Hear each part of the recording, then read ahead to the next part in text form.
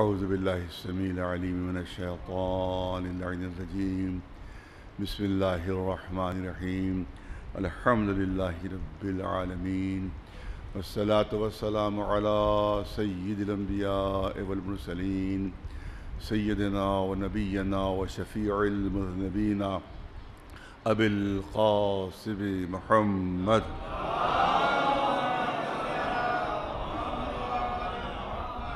وأهل بيته الطيبين الطاهرين المعصومين أما بعد فقد قال الله سبحانه تبارك وتعالى في كتابه المبين وهو أصدق القائلين ما آتاكم الرسول فخذوه وما نهاكم عنه فانتهوا واتقوا الله إن الله شديد العقاب صلوات بھیجے محمد. ہمارے ایک بہت بڑے کرم فرما اور ہمارے قوم کی ایک بہت ہی ہمدرد شخصیت کہ جنہوں نے ہمیشہ ہمارا ہر تحریک میں ساتھ دیا اور ہر موقع اور محل پر ہمارے شانہ بر شانہ رہے، یعنی جناب ارشاد حسین منو بھائی، ان کا انتقال ہو گیا ہے. لہذا آپ حضرات سے گزارش ہے کہ ایک مرتبہ سورہ الحمد اور 3 مرتبہ سورہ توحید کی تلاوت فرما کر اس مرحوم کی روح کو سر ثواب فرما.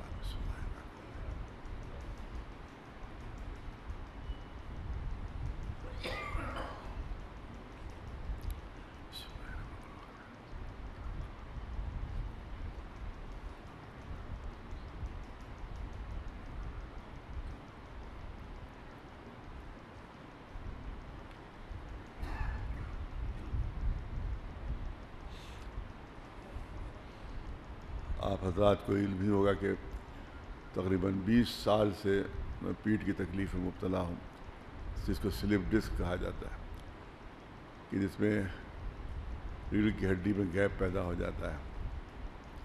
اور 20 سال سے مجھے بائی روڈ سفر منع ہے اور 20 سال سے مسلسل میں سفر کر رہا ہوں. کوئی دن ایسا نہیں جاتا ہے کہ بائی روڈ سفر نہ ہوتا، چاہے شہر کے اندر ہو چاہے وہ شہر سے باہر ہو.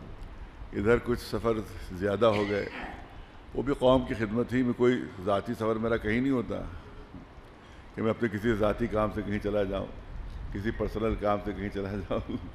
کوئی میرا سفر ذاتی نہیں ہوتا، سب کے سب یا تو مجالس کے لیے ہوتے ہیں یا قومی کاموں کے لیے ہوتے ہیں. چاہے وہ بھوپال جانا ہو مجھے، چاہے وہ سری نگر جانا ہو، چاہے وہ مدراس جانا ہو، کہیں بھی جانا ہوتا ہے. کہیں سے بھی آواز لوگ دیتے ہیں تو مولا علی کے غلام کی حیثیت سے اور ان کے خادم ادنا خادم کی حیثیت سے میں وہاں پہنچنے کی کوشش کرتا ہوں. تو جس کی وجہ سے وہ پیٹھ کی تکلیف ظاہر ہے کہ وہ ڈاکٹر کہتے ہیں صاحب 40-50 دن تک آپ بس بستر پر لیٹے رہیے، ہم ٹھیک کر دیں گے. اور 40-50 دن کیا 40-50 گھنٹے بھی میرے لیے نہیں ملتے. تو اس وقت تکلیف ادھر بہت بڑھ گئی، جس کی وجہ سے میں تو ڈر گیا تھا کہ خدا نخواستہ ایسا نہ ہو کہ میں یہاں حاضر نہ ہو سکوں. لیکن بہرحال اللہ کا رحم رہا اور مولا کا کرم ہے کہ میں آپ کی خدمت میں حاضر ہوں. لہٰذا میں دھیمے دھیمے ذرا سا مجلس، کل بھی مجلس میں نے دھیمے دھیمے پڑھی تھی، آج بھی کیونکہ زیادہ زور لگانے سے وہ ظاہر ہے کہ پورا اثر پڑتا ہے. لہٰذا میں ہو سکتا ہے 5-7 منٹ کم بھی ہو جائیں، لیکن کل تو کم نہیں ہوئے تھے بلکہ زیادہ ہی ہو گئے تھے. کچھ 5-7 منٹ زیادہ ہی ہو گئے تھے مجلس کے. لیکن اگر 5-7 منٹ کی کوئی کمی رہ جائے تو مجھے معذور سمجھیے گا، اور کیونکہ یہ تکلیف کی وجہ سے میرے لیے بڑا دقت ہے. صلوات بھیجے پر محمد وعلی محمد علیہ السلام. ظاہر ہے کہ پچھلے سال تو 5 ہی لوگ رہتے تھے، اس سال بہرحال تعداد بڑھ کر 50 ہو گئی ہے. اور بہرحال اس میں ہماری ہی بھلائی ہے. کوئی لوگ صاحب ضد باندھ لیتے ہیں کہ صاحب کہ بھئی ہم تعداد زیادہ ہونا چاہیے، تعداد زیادہ ہونا چاہیے. تو یہ سمجھداری نہیں بلکہ بچپنا ہے. جیسے بچہ بخار میں ضد کرتا ہے آئس کریم کی، اور ماں باپ جو ہے اس کو روکتے ہیں، اور اس کہتا ہے میرے ساتھ ظلم ہو رہا ہے، میرے ساتھ تو ستم ہو رہا ہے. ارے آئس کریم نہیں دے رہے ابا، اماں آئس کریم نہیں کھلا رہی ہیں، اور والدہ بخار میں ہے. تو ظاہر ہے کہ وہ اپنے بچپنے میں مانگ رہا ہے اور یہ اپنی سمجھداری میں نہیں دے رہے ہیں اس کو. لہذا یہ ضد کرنا کہ مجمع زیادہ ہو یہ سمجھداری نہیں ہے۔ کتنے مومنین ہمارے دیکھتے دیکھتے اس مرض میں مر گئے ہیں، کتنے مومنین اور جو دوسرے ان کو وہ تو الگ ہیں، تو شیعوں کو دیکھ لیجیے کہ ہماری جان پہچان کے کتنے، ہمارے اعزاء میں کتنے، خود ہماری چچازاد سگی چچازاد بہن اسی مرض میں ان کا انتقال ہوا، سگی چچازاد بہن تھی ہماری، ان کا اسی مرض میں انتقال ہوا ہے۔ اسی طرح سے اور کتنے ہمارے اعزاء تھے، رشتہ دار، جن کا اس مرض میں انتقال ہو گیا، کتنے مریض ہو گئے۔ میرے بھائی، سگے بھائی اس کے مریض ہوئے، میری سگی بہن اس کی مریض ہو گئیں، میرے سگے بہنوئی اس کے مریض ہوئے، اور محلے میں کتنے ہمارے رشتہ دار تھے کہ جو مہینہ بھر تک اس مرض میں پڑے رہے۔ تو یہ کوئی مذاق نہیں ہے، کوئی کھیل نہیں ہے، یہ نہ سمجھے کوئی گورنمنٹ کوئی دھوکہ دے رہی ہے، کوئی ہمیں کوئی نقصان پہنچانے کی کوشش ہو رہی ہے، نہیں ہے۔ کورونا جو ہے کہ ایک ایسی حقیقت ہے، اور ایران میں میرا بیٹا پڑھتا ہے اور اس نے بتایا کہ ایران میں 5ویں لہر آئی ہے، کورونا کی 5ویں لہر، ابھی یہاں تیسری کا انتظار ہو رہا ہے،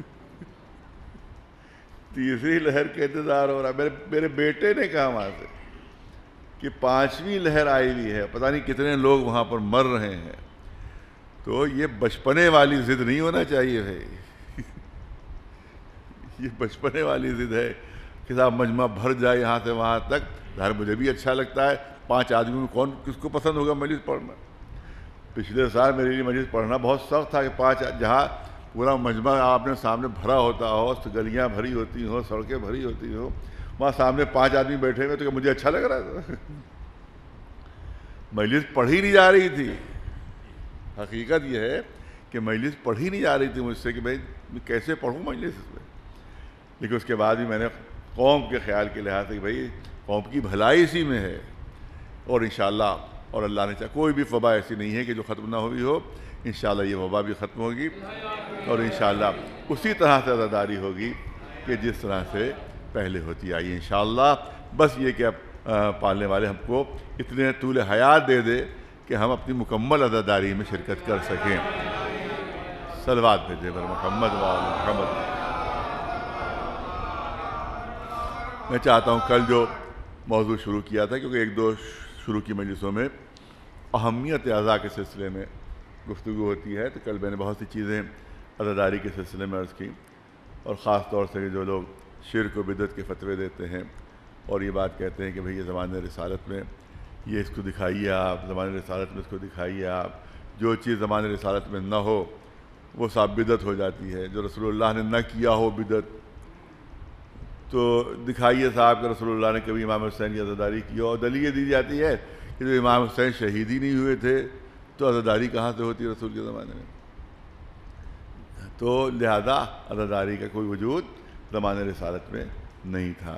تو میں نے آج تقریباً 7-8 سال پہلے 5 یا 7 مجلسیں پوری اسی بدعت کے موضوع ہی پر پڑھی تھی، اور میں نے آپ کو کچھ لوگوں کو یاد ہوگا، شاید کچھ بچوں کو یاد نہ ہو، تو میں نے وہاں پر وہ جملہ کہا تھا، اس جملے کو آج بھی میں دہرا دوں۔ یہ جملہ مسلسل دہرانے والا، کیونکہ مسلسل وہ بدعت کے نعرے بلند کر رہے ہیں، لہذا مسلسل ہمیں اس کے سلسلے میں جواب بھی دینا، تاکہ عوام نہ بہکے، پبلک ان کی نہ بہکے۔ کیونکہ عزاداری آپ یاد رکھیں کہ پورے گاؤں ایسے ہیں کہ جہاں صرف ایک شیعہ گھر ہے، سب اہل سنت ہیں، لیکن 50 جلوس اٹھتے ہیں وہاں پر، 50۔ یہاں اس آپ عاشور کے دن آ کر دیکھیے کہ یہ پورے امام باڑہ کے صحن تعزیوں سے بھرا ہوتا ہے۔ کس کے تعزیے ہوتے ہیں؟ شیعوں کے ہوتے ہیں، ہندوؤں کے ہوتے ہیں اور اہل سنت کے ہوتے ہیں۔ پورا یہاں پتہ چلا کہ 1500 تعزیے تو صرف ہندو حضرات کے یہاں صحن میں آتے ہیں، 1500 تعزیے کے ہوتے ہیں ہندو حضرات کے، اور پتہ نہیں کتنے سینکڑوں اہل سنت حضرات کے تعزیے ہوتے ہیں۔ تو یہ مولوی جو ہوتے ہیں، یہ وہابی مولوی، ان کو بہکاتے ہیں۔ وہ جملے ہمارے لیے نہیں ہوتے ہیں، یہ بدعت ہے، شرک ہے، یہ ہمارے لیے جملے نہیں ہوتے ہیں، یہ خود اہل سنت کے لیے کہتے ہیں کہ تم عزاداری چھوڑ دو، یہ بدعت ہے، تم عزاداری چھوڑ دو، یہ شرک ہے۔ تو یہ وہ اپنے والوں کے لیے کہتے ہیں، ان کو تو معلوم ہے کہ لاکھ وہ بدعت کہتے رہے، ہم چھوڑنے والے نہیں ہیں، لاکھ وہ شرک کے فتوے دیتے رہے، لیکن ظاہر ہے کہ ہم چھوڑنے والے نہیں عزاداری، لیکن وہ اپنے والوں کے لیے کہتے ہیں کہ وہ چھوڑ دیں عزاداری، وہ تعدیہ اٹھانا چھوڑ دیں۔ اور بعض علاقوں میں انہیں نے خاص طور سے ان کی وہ جس کو بہت معصوم و بھولی جماعت کہا جاتا ہے، اتفاق سے ایک جملہ نکل گیا تھا ہمارے ایک بزرگی کی زبان تھی، بہت بھولی اور معصوم جماعت ہے، زیادہ تر عزاداری کو نقصان پہنچایا ہے وہ اسی جماعت نے نقصان پہنچایا ہے۔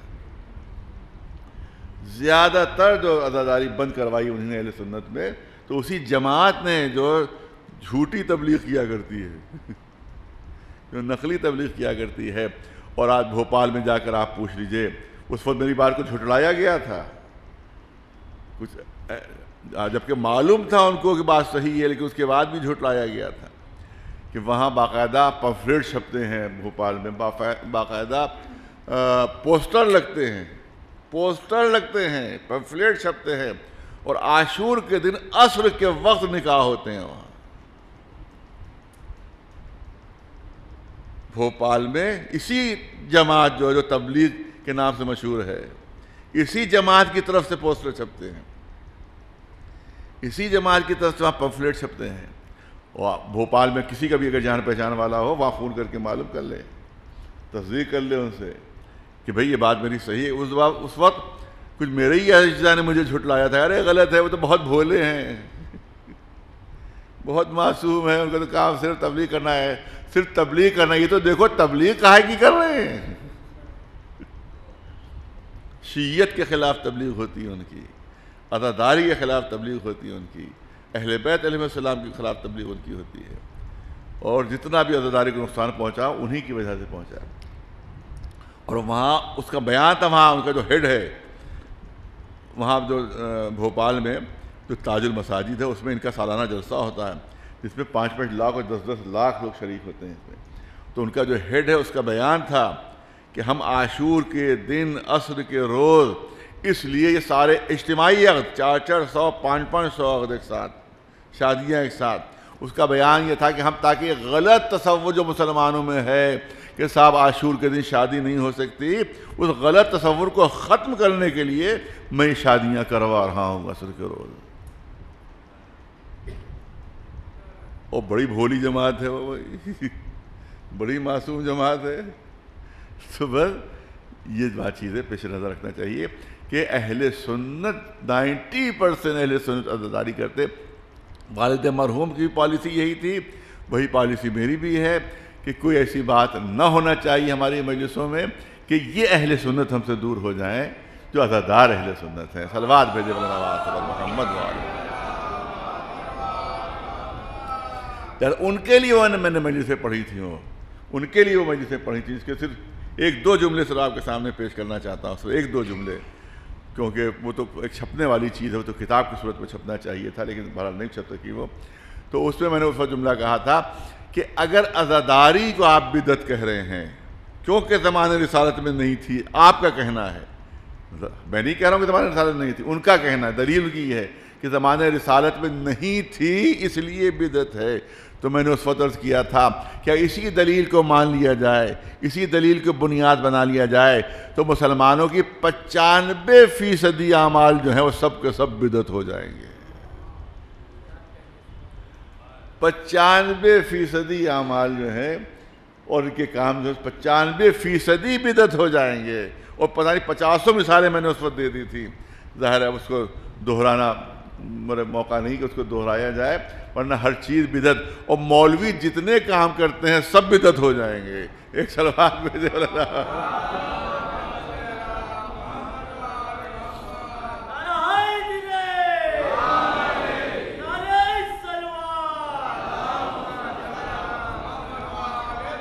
لیکن صرف دشمنی اہل بیت کی دشمنی نسلاً بعد نسلیں ان کی رگوں میں دوڑ رہی ہے، خون بن کر ان کی رگوں میں دوڑ رہی ہے نسلاً بعد نسل۔ آج بھی دشمنی اہل بیت ان کے دلوں میں ہے، ان کے رگوں میں ہے، ان کے خون میں شامل ہے، جس کی وجہ سے یہ عزاداری امام حسین کی مخالفت کرتے ہیں، رونے کی مخالفت کرتے ہیں، گریے کی مخالفت کرتے ہیں، صف عزا کی مخالفت کرتے ہیں۔ یہ صرف وہ ہے جو بنی امیہ کا خون ان کی رگوں میں آج دوڑ رہا ہے، جس کی وجہ سے آج بھی یہ مخالفت کر رہے ہیں۔ ورنہ میں نے ثابت کیا تھا کہ آپ 95% بہت توجہ رہے، آپ 95% مسلمانوں کے عمل کو سیرت رسول ثابت نہیں کر سکتے، اس لحاظ سے وہ بدعت ہیں، لیکن عزاداری امام حسین سیرت رسول کا جز تھی، بدعت نہیں ہے، سیرت رسالت مآب ہے، سنت رسالت مآب ہے۔ صلوات بھیجیں پر محمد و آل محمد۔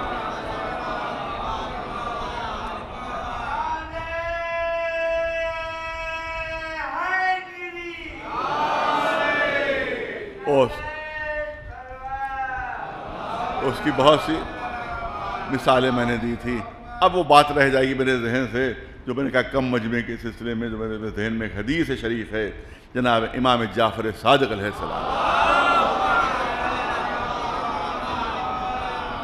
دیکھیے اس زمانے میں، ہمارے اماموں کے زمانے میں مجلسیں کرنا آسان نہیں تھا، کھلے عام مجلسیں نہیں ہو سکتی تھیں، بلکہ یہاں تک چھٹے امام کے زمانے میں کہا جاتا ہے کہ سب سے زیادہ شیعوں کو آزادی تھی، اس لیے کہ بنی امیہ اور بنی عباس آپس میں لڑ رہے تھے، ایک دوسرے کو قتل کر رہے تھے، لہذا آپس میں مصروف تھے، لہذا شیعوں کو تھوڑی سی چھوٹ مل گئی تھی۔ لیکن جانتے ہیں اس کے بعد بھی کیا حال ہوتا تھا؟ اگر کسی کو امام سے کوئی مسئلہ پوچھنا ہوتا تھا، کوئی شرعی مسئلہ، تو چاروں طرف اس وقت بھی جاسوس بیٹھے ہوئے تھے حکومت کے، کون ملتا ہے امام سے آ کر، اور جس کو ملتا ہوا دیکھتے تھے پھر اس کو اذیتیں پہنچائی جاتی تھیں، اس کو تکلیفیں پہنچائی جاتی تھیں، اس کو پریشان کیا جاتا تھا، لہذا سودا بیچنا والا بن کر شیعہ آتا تھا اور مسئلہ پوچھتا تھا، سر پر سودے کا ٹوکرا رکھا ہوا، ترکاری ہو یا رطب ہو یا پھل ہو، کچھ ہو، آ کر امام کے دروازے پر آواز دیتا تھا، امام پہچان جاتے تھے کہ میرا شیعہ ہے، میرا چاہنے والا ہے، اور اپنے غلام سے کہتے تھے کہ اس کو اندر بلاؤ تاکہ اس کا سامان میں خود اپنی نگاہوں سے دیکھ لوں۔ پھر وہ شیعہ اندر جاتا تھا اور امام سے پھر وہ سوالات کرتا تھا شرعی، اور امام اس کا جواب دیتے تھے، اور اس کے بعد وہ اسی طرح سے ٹوکرا سر پر لیے ہوئے سودے کا باہر نکلتا تھا۔ اتنی سختی تھی، صرف شرعی سوال پوچھنے میں اتنی سختی تھی، تو کیا مجلسیں آسانی سے ہو جاتی ہوں گی؟ آج سعودی عرب میں جا کر دیکھ لیجیے یہی ماحول، اگر کسی کو یقین نہ آ رہا ہو تو سعودی عرب میں جا کر دیکھیے یہی ماحول ہے کہ مجلسیں تہہ خانوں میں ہوتی ہیں، مجلسیں چھپ کر ہوتی ہیں، اور اگر 4-5 لوگ کہیں کوئی بھی دروازہ ہے اس پر 4-5 لوگوں کے اگر چپلیں جوتے رکھی ہوئے ہیں تو اس کے فوراً پولیس آ جاتی تھی کہ کیا کر رہے ہو اندر، مجمع کیسا ہے، تو وہ جوتے چپلیں بھی اندر رکھ دی جاتی ہیں تاکہ کسی کو احساس نہ ہو، اور اگر پکڑ جاتے ہیں کوئی تو کوئی فوراً وہاں سے نکال دیا جاتا ہے۔ تو اس کا مطلب ہے کہ آج بھی وہی سختی ہے جو اماموں کے زمانے میں تھی۔ تو ایک شخص آ کر کہتا ہے فرزند رسول آپ کو معلوم ہے کہ کتنی سختی ہے، آپ کو معلوم ہے کتنی شدت ہے، تو کبھی کبھی مجلس کے وقت ہم لوگ صرف 2 لوگ ہوتے ہیں۔ سنیے حدیث سنیے جو اتنی دیر زحمت دی آپ کو۔ امام سے کہتا ہے کہ کبھی کبھی تو ہم لوگ صرف 2 لوگ ہوتے ہیں، ان میں مجلس ہوتی ہے، 2 لوگوں میں مجلس ہو رہی ہے، میں ہوتا ہوں، میرا ایک دوست ہوتا ہے، اور مجلس ہو جاتی ہے، تو ہمیں تو بہت ہی اچھا نہیں لگتا کہ 2 لوگوں میں مجلس ہو۔ تو امام نے فرمایا کہ تم 2 لوگ نہیں ہوتے ہو مجلس میں، بلکہ اللہ ملائکہ کو بھیجتا ہے، ان ملائکہ کو حکم دیتا ہے کہ تمہارے مجلس میں تمہارے ساتھ بیٹھیں، تمہاری مجلس میں تمہارے ساتھ شریک ہوں، اس کے بعد تمہارے ساتھ وہ گریہ کرتے ہیں، اس کے بعد ہر ملک جو اس مجلس میں شریک ہوتا ہے قدرت حکم دیتی ہے کہ وہ قیامت تک تمہارے لیے استغفار کرتا رہے۔ تو یہ نہ سمجھیے کہ آپ یہاں پر اکیلے ہیں، بلکہ یہاں پر ملائکہ بھی ہیں، فرشتے بھی ہیں، اور ملائکہ مقربین ہیں جو ان مجلسوں میں شامل ہوا کرتے ہیں۔ صلوات بھیجیں محمد و آل محمد۔ نہیں، توجہ رہے، جو عزا امام حسین کی عظمت ہے، جو شرف ہے، جو مرتبہ ہے۔ ابو بصیر چھٹے امام کے بہت ہی چہیتے صحابی، وہ ابو بصیر آتے ہیں، خوشی خوشی آتے حج کر کے، بہت توجہ رہے، حج کر کے خوشی خوشی آتے ہیں، اور آتے ہی کہتے ہیں کہ فرزند رسول یہ میرا 19واں حج تھا، یہ میرا 19واں حج تھا۔ تو امام نے فرمایا کہ ایک حج اور کر لو، اس نے کہا فرزند رسول بہت بوڑھا ہو گیا ہوں، اب زحمتیں برداشت نہیں ہوتی ہیں حج کی، لہذا اب میں تو 19 حج کر چکا، اس سے زیادہ اور حج کیا کروں میں، 19 حج ہو چکے ہیں۔ امام نے پھر فرمایا ایک حج اور کر لو، ایک حج اور کر لو۔ کہ آقا آپ اتنا اصرار کیوں کر رہے ہیں کہ ایک حج میں اور کر لوں؟ کہ میں اس لیے کہہ رہا ہوں تاکہ تمہارے یہ 20 حج ہو جائیں، تاکہ عزاداری امام حسین کے برابر تمہارا حجوں کا ثواب ہو جائے۔ ایک صلوات بھیجے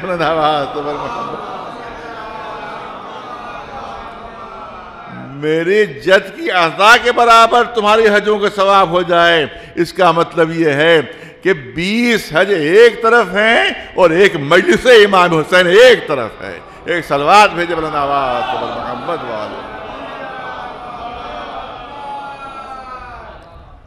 یہ ہے عظمت، یہ ہے شرف، یہ ہے مرتبہ، معمولی نہ سمجھیے اس کو آپ۔ پھر ایک حدیث، عجیب حدیث ہے، عجیب حدیث ہے واقعی۔ میں نے پہلی مرتبہ جب اس کو دیکھا تو واقعی حیرت ہوئی کہ کیسی یہ حدیث اور کیسا ارشاد ہے اور کیسی سند دی ہے معصومین میں، کہ امام کا ارشاد یہ ہے کہ جب بھی کہیں پر مجلس ہو حسین کی، کہیں پر مجلس جب امام حسین کی ہوتی ہے، لوگ گریہ کرتے ہیں تو اللہ ملائکہ مقربین کو حکم دیتا ہے، عام ملک نہیں، عام فرشتے نہیں، جو مقرب ملائکہ ہیں۔ جانتے مقرب ملائکہ کون ہیں؟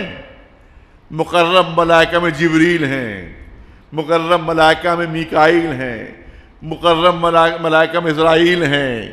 یہ سب مقرب ملائکہ ہیں، ملائکہ مقرب انہی میں نام آتے ہیں۔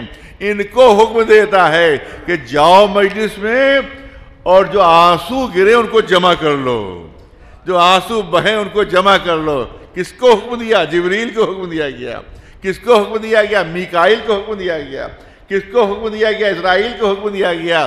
جاؤ جا کر جو آنسو بہیں، جو آنسو بہیں ان کو جمع کر لو، تم جمع کر کے اب آ جاؤ واپس جنت میں۔ ان آنسوؤں کو لیے، ارے توجہ چاہوں گا، ان آنسوؤں کو لیے ہوئے جنت میں آؤ اور جا کر حوض کوثر میں ان آنسوؤں کو شامل کرو، حوض کوثر میں ان آنسوؤں کو شامل کرو۔ اس کے بعد کے جملے سنیے، حوض کوثر میں ان آنسوؤں کو شامل کرو، اور یاد رکھو جب حوض کوثر میں یہ آنسو شامل ہوں گے جو امام حسین کے غم میں بہائے گئے ہیں، تو حوض کوثر کے پانی کی مٹھاس 1000 گنا بڑھ جائے گی، اس کی لطافت 1000 گنا بڑھ جائے گی، اس کی لطافت 1000 گنا، اس کی طہارت 1000 گنا بڑھ جائے گی۔ ایک صلوات بھیجے بلند آواز سے محمد والے۔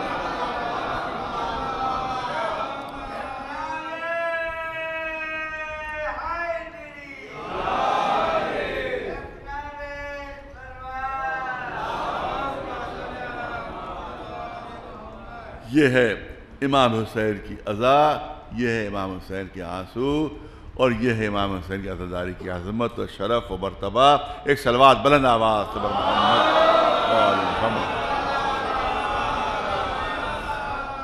اب ایک حدیث اور سن لیجیے آپ۔ یہ چیزیں حدیثیں وہ ہیں جو ابھی تک میں نے آپ کے سامنے نہیں پیش کی ہیں کبھی، تو میں آج آپ کے سامنے پیش کر رہا ہوں کہ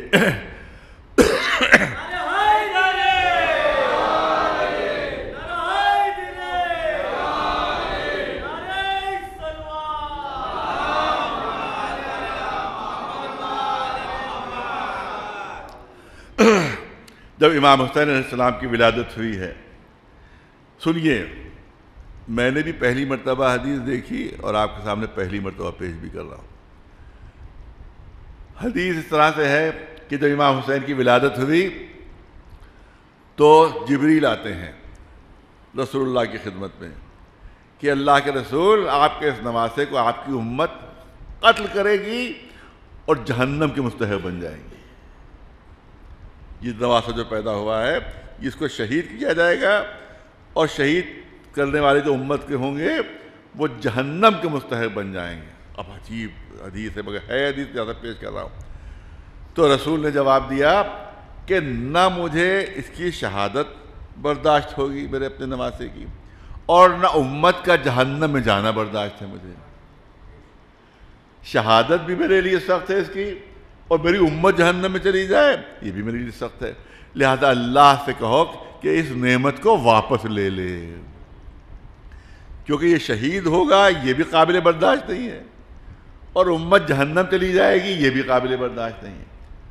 اس کے بعد پھر وہ جبریل مولا علی کے پاس پہنچے اور یہی خبر دی کہ یہ جو آپ کو بیٹا عطا ہوا ہے، اس کو امت جو ہے وہ شہید کر دے گی، اور شہید کر کے جہنم کی مستحق بن جائے گی امت۔ وہاں پر مولا علی نے وہی جواب دیا، اگر تجھ کو معلوم نہیں تھا کہ رسول نے کیا فرمایا ہے، لیکن وہی جواب دیا کہ نہ مجھے اپنے بیٹے کی شہادت برداشت ہے اور نہ امت کا جہنم میں جانا برداشت ہے، لہذا اللہ سے کہو کہ اس نعمت کو اپنی وہ واپس لے لے۔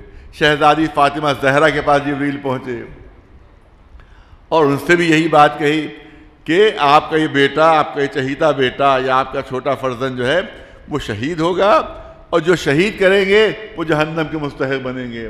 تو وہاں بھی شہزادی نے یہی جواب دیا کہ نہ تو مجھے یہ برداشت ہے کہ میرا بچہ شہید ہو جائے، اور نہ مجھے یہ برداشت ہے کہ میری امت جو ہے، میری جد کی امت جو ہے جہنمی بن جائے، لہذا اللہ کی بارگاہ میں میری درخواست پہنچا دو کہ اس نعمت کو واپس لے لیں۔ اس کے بعد جب واپس آئے جبریل تو اللہ کا پیغام لے کر آئے کہ اس سے بڑی کوئی نعمت ہم نے مومنوں کو دی ہی نہیں ہے۔ حسین سب سے بڑی نعمت کا نام ہے، سب سے بڑی نعمت کا نام ہے۔ اس کے بعد اعلان ہو کہ من ولدہ الوراثہ، ای من ولدہ النبوہ والوراثہ والخزانہ، ہم نے اس کی اولاد میں امامت رکھی ہے، اس حسین کی اولاد میں امامت رکھ دی ہے، اور یہی وارث انبیاء بھی ہے، یہی حسین وارث انبیاء بھی ہے۔ اور آخری جملہ سن لیے، وہ خزانہ، اور ہم نے امت کے لیے جتنی بھی نعمتیں رکھی ہیں اس کا وسیلہ اسی حسین کو ہم نے قرار دیا ہے۔ ایک صلوات بھیجے مولانا آواز قبر محمد والا۔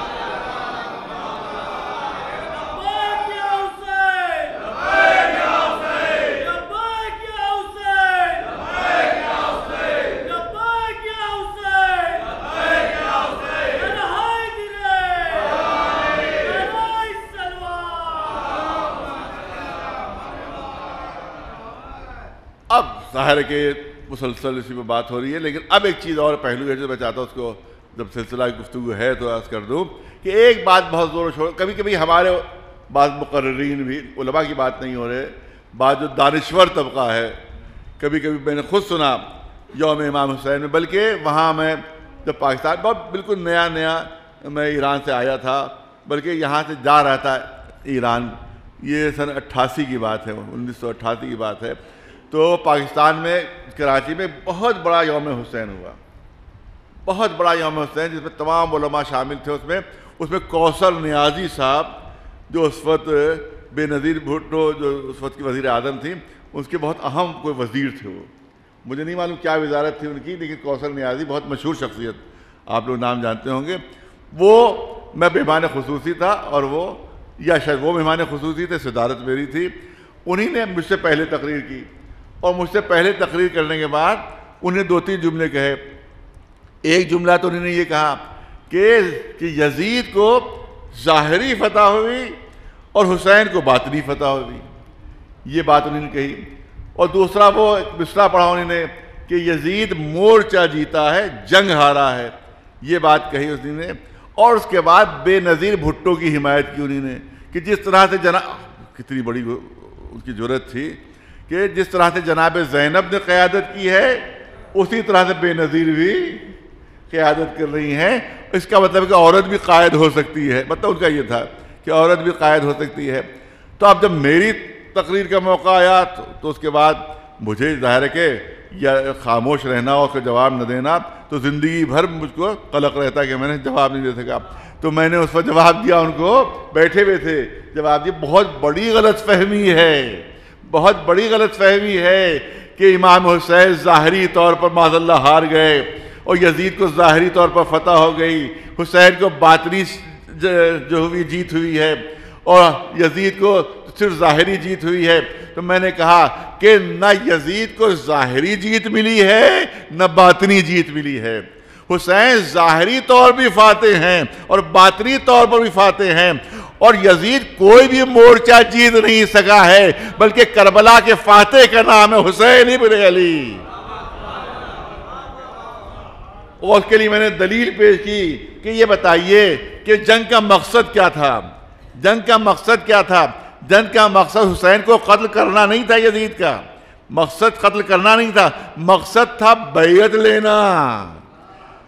یزید کا مقصد تھا بیعت لینا، بہت توجہ رہے، یزید کا مقصد تھا بیعت لینا، اور حسین بیعت سے انکار کر رہے تھے، حسین بیعت سے انکار کر رہے تھے، تو مقصد تھا بیعت حاصل کرنا۔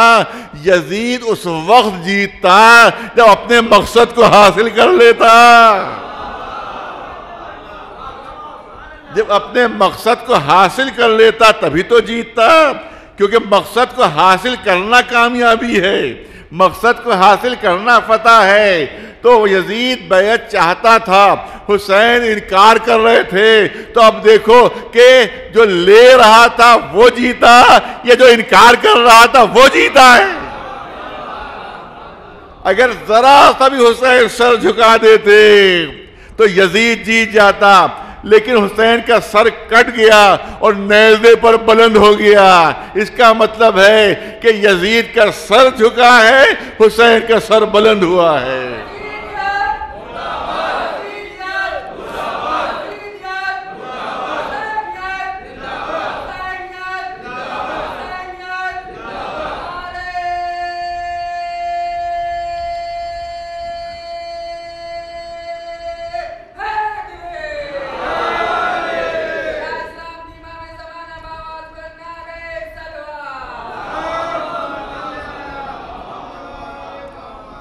بہت بڑا بچپنا تھا، یہاں ایک کوئی ادارہ ہے گورنمنٹ کا، اس کی طرف سے ایک یوم امام حسین ہمیشہ ہوتا تھا، اب تو شاید بند ہو گیا، پتہ نہیں کون سا کوئی گورنمنٹ کا ادارہ جو تھا، اس کی طرف سے وہ جلسہ یوم امام حسین ہوا کرتا تھا۔ تو میں بھی سامعین کہتے، بچپنا تھا اور شریک ہوتا رہتا تھا۔ تو سید العلماء مولانا علی ذکی صاحب قبلہ جو تھے وہاں تقریر کرتے، ان کی آخری تقریر ہوتی تھی۔ مجھے اچھی طرح سے یاد ہے، بہت برسوں پرانی چیز ہے، مجھے اچھی طرح سے یاد ہے کہ ان کی تقریر ختم ہو گئی تھی اور مجمع آدھے گھنٹے تک تعریف کر رہا تھا۔ انہیں جو آخری جملے کہے تھے وہ آدھے گھنٹے تک پورا مجمع بس واہ واہ واہ واہ واہ، یعنی بے حال ہو گیا تھا مجمع۔ جو انہوں نے جملے کہے تھے وہی میں آپ کے سامنے پیش کرنا تھا، مگر مثالیں میری طرف سے وہ مثالیں انہیں نہیں دی تھی، میں بچوں کو سمجھانے کے لیے مثالیں اپنی طرف سے دیتا۔ آپ دیکھیں کہ جو بڑے بڑے مقابلوں میں جو فتح جس کو حاصل ہوتی ہے، تو معلوم ہے کہ وہ جلوس نکل رہا ہے، وہ گود میں اٹھائے ہوئے ان کو لوگ، اور معلوم وہ میڈل ہاتھ میں اونچا کیے ہوئے، ارے یہ میڈل میں نے جیت لیا ہے، یہ میڈل میں نے جیت لیا ہے، یہ میڈل میں نے جیت لیا ہے۔ اور چاروں طرف یہ کبھی کبھی تو اسٹیڈیم میں چاروں طرف چکر لگاتے ہیں اور پورا مجمع ساتھ ساتھ ہے، اور وہ کپ ہاتھ میں لیے ہوئے، جو وہاں کے کپتان صاحب ہیں وہ کپ ہاتھ میں لیے ہوئے گھوم رہے ہیں، ان کو گود میں لوگ اٹھائے ہوئے ہیں، وہ کپ اونچا کیے ہوئے، کیا ہے کہ فتح کا نشان ہے، یہ میری فتح کا نشان ہے۔ تو ہمیشہ فتح کا نشان بلند رہتا ہے، ہمیشہ فتح کا نشان بلند رہتا ہے، ہمیشہ فتح کا نشان بلند رہتا ہے۔ لہذا اب ان کے جملے یہ تھے کہ ہمیشہ جو فاتح ہوتا ہے وہ جلوس نکالتا ہے، جو شکست خوردہ ہوتا ہے وہ جلوس نہیں نکالتا، اس کی کوشش ہوتی ہے کہ فتح کا جلوس نہ نکلے، اس کی کوشش ہوتی ہے کہ فتح کا جلوس نہ نکلے، کیونکہ وہ شکست خوردہ ہے، وہ مفتوح ہے، اس کی کوشش ہوتی ہے جلوس نہ نکلے، اور جو فاتح ہوتے ہیں ان کی کوشش ہوتی ہے کہ ہم فتح کا نشان لے کر جلوس کی صورت میں نکلیں۔ تو اب وہ انہی نے کہا عجیب جملہ کہا تھا کہ اب یہ عجیب قدرت کی طرف سے انتظام ہوا کہ حسین نے خود اپنی فتح کا جلوس نہیں نکالا، بلکہ یزیدیوں کے ہاتھوں حسین کی فتح کا جلوس نکل رہا تھا۔ اب کٹے ہوئے سر نیزوں پر بلند تھے، ان کٹے ہوئے بلند سر خود اس بات کی دلیل تھے کہ اگر حسین نے بیعت کر لی ہوتی تو نیزوں پر سر بلند نہ ہوتے، یہ بیویوں کے بازوؤں میں جو رسیاں بندھی ہوئی تھی، یہ بندھی ہوئی رسیاں خود اس بات کی دلیل تھی کہ یہ جیت گئے ہیں، یزید ہار گیا ہے۔ ایک صلوات بھیجے بلند آواز پر محمد والے۔ اور اب والد مرحوم کا جملہ حد کر دو، یہ تو ان کے لیے تھا۔ والد مرحوم کا جملہ حد کر دو، انہوں نے کسی 9 محرم کے مجلس میں یاد کیا تھا۔ انہوں نے کہا تھا یہ کیا، یہ علم میں پنجہ کیوں لگا ہوتا ہے؟ یہ علم میں پنجہ کیوں لگا ہوتا ہے؟ آپ دیکھیں علم میں ہوتا ہے پنجہ، پورا پنجہ لگا ہوتا ہے۔ تو کہا کہ اسی پنجے ہی کی تو لڑائی تھی، اسی پنجے ہی کی تو بات تھی۔ حسین رضی چاہتا تھا کہ ہاتھ میں ہمارے ہاتھ دے دے حسین کا ہاتھ بلند رہا، لہذا علم میں آج بھی حسین کا ہاتھ بلند رہتا ہے کہ یہ ہاتھ بلند رہا، یزید کے ہاتھوں میں ہاتھ حسین نے نہیں دیا۔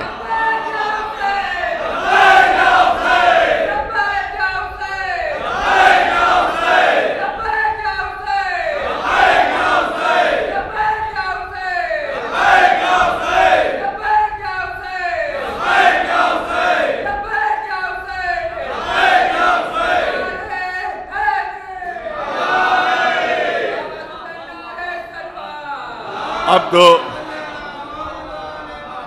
یہ بزرگوں کی جو مثال تھی وہ پیش کر دی۔ اب میں بچوں جوانوں کو سمجھانے کے لیے اپنی طرف سے مثال دینا چاہتا ہوں۔ ایک سوال صلوات بھیجے پر محمد و آل محمد۔ بچوں جوانوں کے لیے اپنی طرف سے مثال دینا چاہتا ہوں۔ آپ دیکھیں کہ اگر کوئی بچہ میرٹ لسٹ میں آ جائے اس کا نام، اور بہترین نمبروں سے کامیاب ہو جائے وہ، تو اس کے بعد اگر کوئی دوست آتا ہے، کوئی ملنے والا آتا ہے، تو اگر وہ نہیں بھی پوچھتا ہے تب بھی ماں باپ کہتے ہیں کہ ماشاءاللہ دیکھیے اب کہ میرے بچے نے کتنی زبردست کامیابی حاصل کی ہے، اور بچہ بھی چاروں طرف گھوم رہا ہے، کسی طرح سے میرا تذکرہ ہو جائے، کسی طرح سے میرا ذکر ہو جائے، پتہ چل جائے آنے والوں کو کہ مجھے کتنی بڑی کامیابی ملی ہے، مجھے کتنے اچھے نمبر ملے ہیں، میری لسٹ میں میرا نام آ گیا ہے۔ تو وہ خود بچہ ہے، وہ بھی کوشش ہوتی ہے کہ ذکر ہو، ماں باپ بھی خود سے تذکرہ چھیڑتے ہیں اور آنے والے تعریف کرتے ہیں، ماشاءاللہ ماشاءاللہ کیا کہنا، اس نے تو نام روشن کر دیا۔ لیکن اگر خدا نہ خواستہ فیل ہو جائے تو اب کوئی بھی مہمان آتا ہے تو بچہ بھی کنی کاٹ جاتا ہے کہ کہیں ذکر نہ ہو جائے، کہیں تذکرہ نہ ہو جائے، کہیں آنے والے پوچھ نہ لیں کہ آپ نے بچے نے امتحان دیا تھا کیا ہوا رزلٹ، تو لہذا سامنے ہی نہ آؤ، نہ سامنے آئیں گے نہ ذکر چھڑے گا۔ اور اگر اس نے ذکر چھیڑ بھی دیا دوست نے تو ماں باپ ہی چائے پی لیجئے تو بتاتا ہو، زیادہ بسکٹ تو کھا لیجئے، تاکہ وہ بھی چاہتے ہیں کسی طرح سے ذکر نہ ہو۔ تو اس کا مطلب یہ ہے کہ فاتح چاہتا ہے ذکر ہو، کامیاب چاہتا ہے ذکر ہو، جو ناکام ہوتے ہیں ان کی کوشش یہ ہوتی ہے ذکر نہ ہونے پائے۔ تو دیکھیے ذکر کن کی طرف سے ہو رہا ہے اور کن کی طرف سے روکا جا رہا ہے۔ ہمارا ذکر کرنا اس بات کی دلیل ہے کہ حسین فاتح تھے، حسین کامیاب تھے، اور جو لوگ ذکر روک رہے ہیں کہ مجلسیں نہ ہونے پائیں، ماتم نہ ہونے پائے، ذکر حسین نہ ہونے پائے، ان کو یقین ہے کہ ان کا والا ہار چکا ہے۔ ایک صلوات بھیجے بلند آواز پر محمد والے۔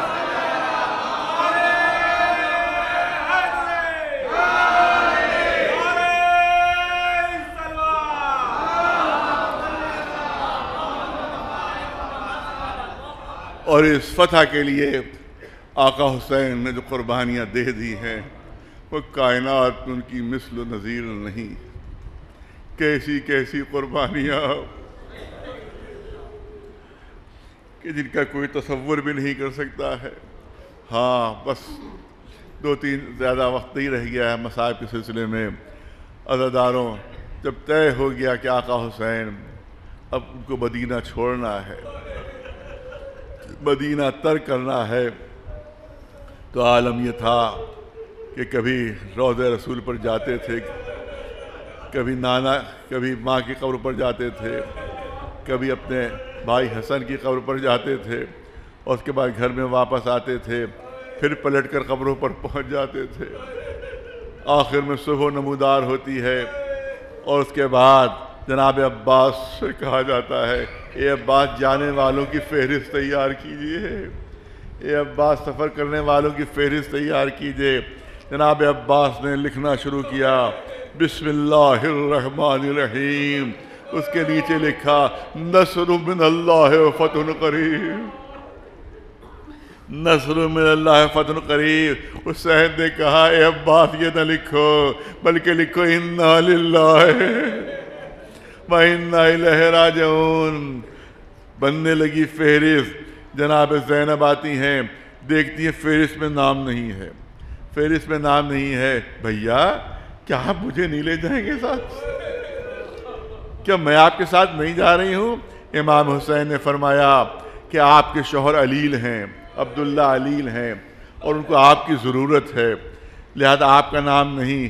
کہا بھیا میں زندہ نہیں رہوں، کا شوہر سے اجازت لے لی۔ امام وقت کہہ رہا، دیکھیے اس سے دیکھیے یہ تعلیم ہے، ہم کو تعلیم ہے۔ امام وقت فرما رہے ہیں کہ جائیے، اگر عبداللہ اجازت دے دیں تب آپ ساتھ جا سکتی ہیں۔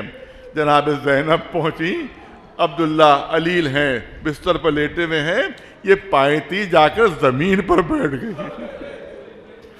شہزادی جناب زینب پائیتی زمین پر بیٹھ گئی۔ عبداللہ بیماری کے عالم تھا مگر گھبرا کے بیٹھ گئے۔ ارے یہ شہزادی آپ یہ کیا کر رہی ہیں؟ آپ علی کی بیٹی ہیں، آپ حسین کی بہن ہیں، یہ آپ کیا کر رہی ہیں؟ کیا آپ پائیتی بیٹھی ہوئی ہیں؟ کہا عبداللہ میرا بھائی جا رہا ہے، اس نے شرط رکھ دی ہے کہ آپ اجازت دے دیں، بس اتنا سن لیجئے، ہم سے اتنا سن لیجئے۔ اجازت دینا نہ دینا آپ کا کام ہے، میں آپ پر جبر نہیں کر سکتی، مگر اتنا سن لیجئے کہ میرے بغیر اگر حسین نے مدینے سے باہر قدم رکھا تو ادھر قدم رکھیں گے ادھر میری روح نکل جائے گی، پھر یہ زینب زندہ نہیں رہے گی۔ عبداللہ کہتے ہیں اے شہزادی آپ کیا کہہ رہی؟ بھلا میری ہمت جو آپ کو روکو، بھلا میری جرت ہے جو میں آپ کو روکوں، کیونکہ یہ عہد کے وقت شرط ہو گئی تھی کہ جہاں حسین رہیں گے وہاں میں رہوں گی، لہذا آپ کو اختیار ہے، آپ اپنے بھائی کے ساتھ جا سکتی ہیں۔ آئیں کہ ہاں میرے شوہر نے اجازت دے دی ہے، جناب زینب کا نام اس فہرست میں بڑھا دیا گیا، مگر ابھی ایک بچی کا نام نہیں بڑھا ہے، ایک چھوٹی سی بچی جو بیماری کے عالم میں ہے، جس کا نام فاطمہ صغریٰ ہے۔ وہ تڑپ تڑپ کر فریاد کر رہی ہے بابا مجھے بھی لے چلیے، بابا مجھے بھی لے چلیے۔ نہیں فاطمہ صغریٰ تم نہیں جاؤ گی، فاطمہ صغریٰ تم نہیں جاؤ گی۔ وہ بچی اصرار کر رہی ہے، ادھر امام حسین اصرار فرما رہے ہیں کہ نہیں فاطمہ صغریٰ نہیں جائیں گی۔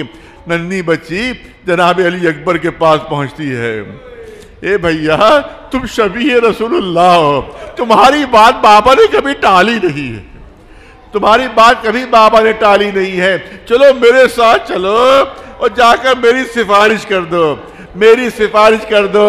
جناب زینب فاطمہ صغریٰ کو سہارا دیے ہوئے، جناب علی اکبر فاطمہ صغریٰ کو سہارا دیے ہوئے امام حسین کے قریب آنے لگے۔ حسین سمجھ گئے کیوں آ رہے ہیں، حسین سمجھ گئے کیوں آ رہے ہیں۔ اے بیٹا علی اکبر تم فاطمہ صغریٰ کو لا تو رہے ہو سفارش کے لیے، مگر اتنا سن لو کہ جس طرح سے تم رسول اللہ کی شبیہ ہو اسی طرح سے یہ فاطمہ صغریٰ میری ماں فاطمہ زہرا کی شبیہ ہے، خوب میری ماں کی تصویر ہے۔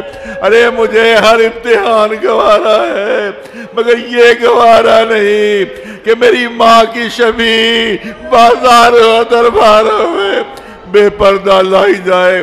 بس حضرتارو دو تین جملوں کی زحمت ہے، آج کے دن کے لحاظ سے میں چاہتا ہوں 2 منٹ مصائب پڑھوں۔ آج 2 محرم روایت کہتی ہے تاریخ آج ہی کا دن ہے جب کربلا میں یہ قافلہ پہنچا۔ روایت میں ہے کہ جس گھوڑے پر سوار تھے اس کے قدم رک گئے، 7 گھوڑے تبدیل کیے مگر وہ گھوڑے کوئی بھی گھوڑا آگے نہیں بڑھا۔ آخر میں امام حسین نے پوچھا کہ آخر اس زمین کا نام کیا ہے، اس سرزمین کو کیا کہتے ہیں؟ اس علاقے کے بزرگ بلائے گئے کہ بتائیے اس کو کیا کہتے ہیں۔ کسی نے کہا اس کو نینوا کہتے ہیں، کسی نے کہا شط فرات کہتے ہیں، کسی نے کوئی نام لیا، کسی نے کوئی نام لیا، سب نام جب لے چکے تو کہا کیا کوئی اور نام بھی اس کا ہے؟ ارے زمین کا کوئی اور نام بھی ہے؟ ایک بزرگ آگے بڑھتا بزرگ آ کر کہتا ہے آقا اس زمین کو کربلا بھی کہتے ہیں۔ یہ سنتا تھا امام حسین نے نوحہ پڑھا، نوحہ پر یہی وہ زمین ہے کہ جہاں پر ہمارے خون بہائے جائیں گے، یہی وہ زمین ہے کہ جہاں پر ہماری حد کی حرمت ہوگی، یہی وہ زمین ہے کہ جہاں پر ہمارے لاشوں کو پامال کیا جائے گا۔ ہاں سب کے سب اتر جاؤ یہاں کے اوپر، یہ زمین ہمارے لیے پیدا کی گئی ہے، ہم اس زمین کے لیے پیدا کیے گئے ہیں۔ روایت کہتی ہے کہ جناب زینب سے کہا گیا شہزادی آپ اتریے، جیسی جناب زینب نے کربلا کی زمین پر قدم رکھا، روایت کہتی ہے ایک زرد رنگ کا غبار اڑا اور شہزادی کے سر پر پڑا۔ شہزادی نے کہا میرے بھیا کو بلاؤ، میرے بھیا کو بلاؤ۔ امام حسین تشریف لائے۔ بہن زینب کیا بات ہے، آپ نے کیوں بلایا ہے؟ کہا بھیا ابھی جیسے ہی میں نے کربلا کی زمین پر قدم رکھا ایک زرد رنگ کا غبار اڑتا ہے اور میرے سر پر پڑتا ہے۔ اے بھیا میرے ساتھ چھوٹے چھوٹے بچے ہیں، اس زمین پر نہ ٹھہریے، یہ زمین ہمارے ٹھہرنے کے لیے مناسب نہیں ہے۔ امام نے فرمایا اے زینب کیا بچپنے کا وعدہ بھول گئی؟ اسی زمین پر تو ہمیں قربانیاں دینا ہے، اسی زمین پر ہماری قربانیوں کے بعد اسلام بچے گا۔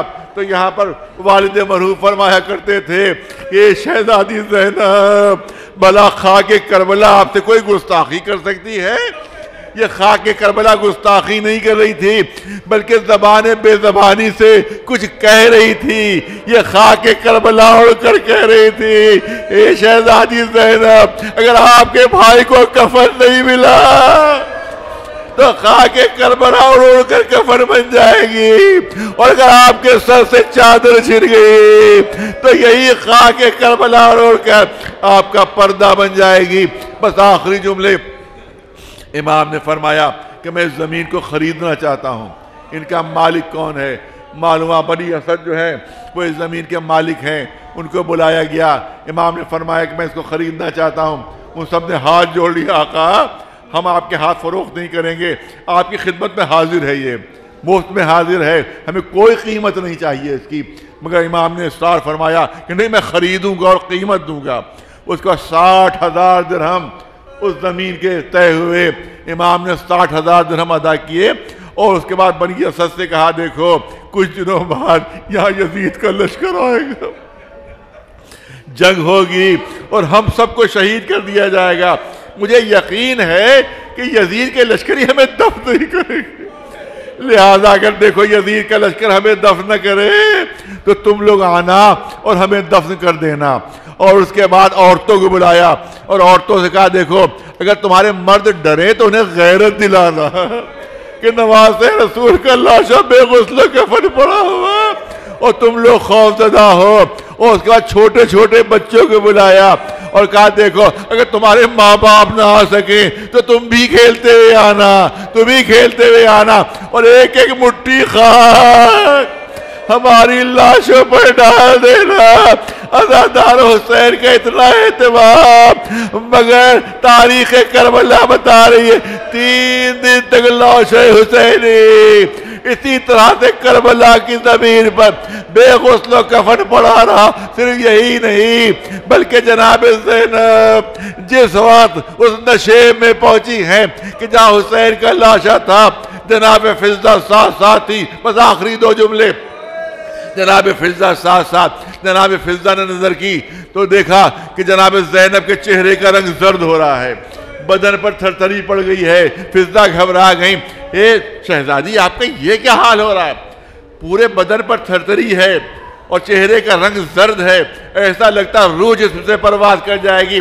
جناب زینب نے فرمایا اے فضہ کیا آپ نے کوئی آواز نہیں سنی؟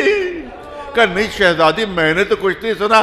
کہا نہیں یہ فضہ ابھی میں نے سنا ہے، کوئی منادی آواز دے رہا تھا اے سوارو ابھی اپنے گھوڑوں سے اترنا نہیں، ابھی نواز رسول کی لاش پامال ہونا ہے۔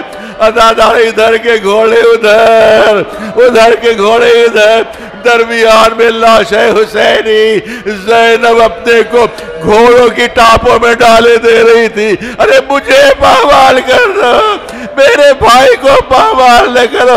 امام زمانہ نے فریاد کی ہے، میرا سلام ہو میرے جد حسین پر کہ جب گھوڑوں کی ٹاپوں نے لاش کو پامال کیا ہے تو دائیں پسلیاں ٹوٹ کر بائیں طرف آ گئی تھی، بائیں پسلیاں ٹوٹ کر دائیں۔ سَيَعْلَمُ الَّذِينَ ظَلَمُوا أَيَّ مُنقَلَبٍ يَنقَلِبُونَ أَلَا لَعْنَةُ اللَّهِ عَلَى الْقَوْمِ الظَّالِمِينَ۔ پالنے والے اس مختصر سی عبادت کے طفیل میں ہمارے گناہوں کو معاف فرما دے۔ جب آنکھوں میں غم حسین میں آنسو ہوں تو اللہ کوئی بھی دعا رد نہیں کرتا ہے۔ پالنے والے جلد سے جلد اس کورونا کی وبا کو دور فرما دے۔ جہاں جہاں بھی عزاداران امام حسین ہیں ان سب کی جان و مال و عزت و آبرو محفوظ و معمور رہے۔ دشمنان اعضاء کی اصلاح فرما، اور اگر لائق اصلاح نہیں ہے تو ان کو بھی تباہ و برباد اور نیست و نابود فرما دے۔ پرچم اسلام سربلند رہے، پرچم کفر و نفاق سرنگوں رہے۔ ہمیں اس وقت تک دنیا سے نہ اٹھانا جب تک محمد و آل محمد علیہ السلام ہمارے کردار ہمارے عمل سے راضی نہ ہو جائیں۔ پالنے والے ہمارے آخری امام کے ظہور میں تاجیل فرما اور ہم کو ان کے غلاموں اور جانثاروں میں شمار فرما۔ ربنا تقبل منا انک انت السمیع العلیم۔